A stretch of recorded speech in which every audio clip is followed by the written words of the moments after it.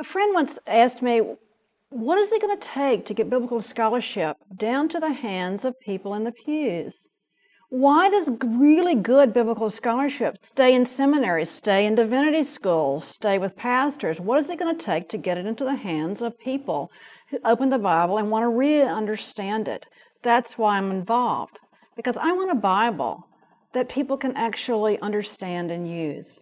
I think when one reads the very first verses of Genesis, one gets a hint of the way in which the common English Bible differs from some of its predecessors. When God began to create the heavens and the earth was without shape or form.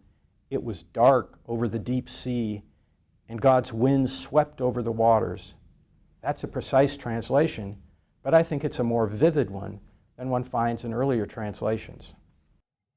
I think words really matter, and I also think that Bibles are abounding in our homes.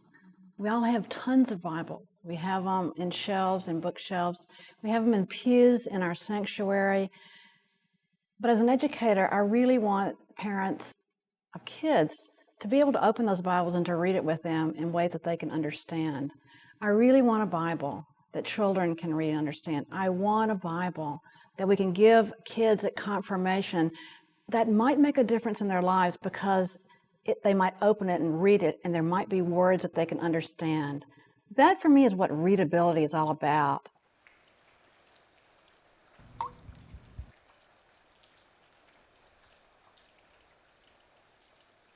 We want to produce a Bible that is both accurate and accessible. Any translation has to be accurate, and we selected the 115 translators based upon their ability to translate precisely Hebrew, Greek, and Aramaic. But it's one thing to translate precisely, it's another thing to translate based on a knowledge of the larger literary context. And so we tried to find people who were not only good at Hebrew, but knew, for example, the literature with which they were working. One of the major differences between the Common English Bible and some earlier translations is the large number of scholars associated with this project. Because of the world we live in now, we're able to have manuscripts sent digitally to a broad number of people, and as a result, we're able to access a broader range of scholarship than earlier translations had been able to utilize. So we feel very fortunate that we are able to include far more individuals. Furthermore, the number of people is indicative of the broad range of faith traditions represented. There's no one theological affirmation that people have to hold to in this particular translation. So it's accurate not only by dint of the number of people, but the breadth of theological conviction represented among the translators.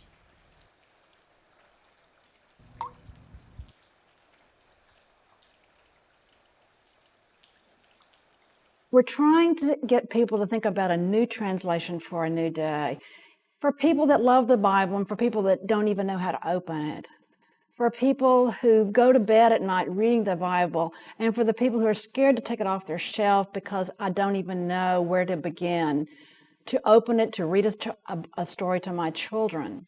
We want something that's fresh, that's not going to be hard and laborious for people to get through, but is going to be accessible in language that makes sense.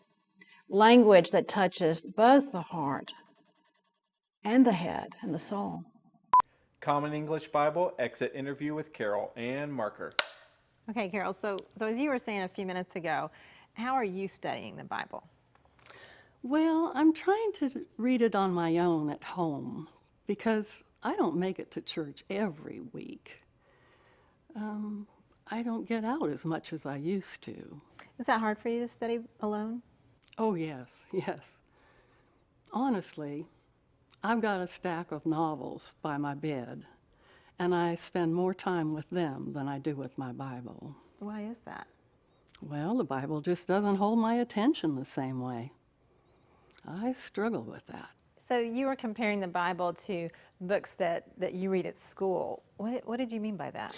Well, in English class, we're reading Shakespeare, and I hate reading that. I do. It's because nobody talks like that. You don't talk like that. I don't talk like that. So if somebody were to hand me a Bible, and I were to open it up and read And thou shalt gather the spoil of it into the midst of the streets thereof, wherein thou shalt this and that. I mean, I understand whether, that's the language of the day, but I don't get it. And I'm not going to read that. I'm not. Our Bible study is pretty diverse.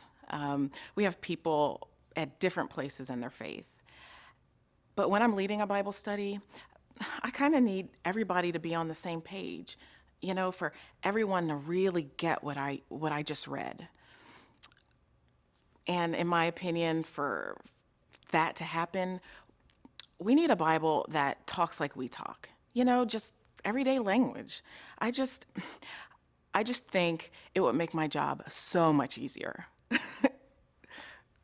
He has abolished the law with its commandments and ordinances. He has abolished the law with its commandments and ordinances, that he might create in himself one new humanity in place of the two. That was kind of hard to read. I would love nothing more than for us to be able to sit down and read the Bible together every day. But I haven't found a version that spoke to a 5-year-old and a teenager and me as a 40-year-old. I don't know that there's one out there. That's what I want for my congregation. I want them to get to a place where they love to study God's Word. And I realize they don't have all the resources I do, but if we could just at least share the same translation, I feel we could study together and really dig in together, and not just on Sunday. So I need to find a version that works for everyone, a version that, as a pastor, I can trust. Common problems deserve an uncommon solution. I can truly understand this. So far, I'm impressed. Can I have this one? This is nice. The answer is on the way, coming in the fall of 2010.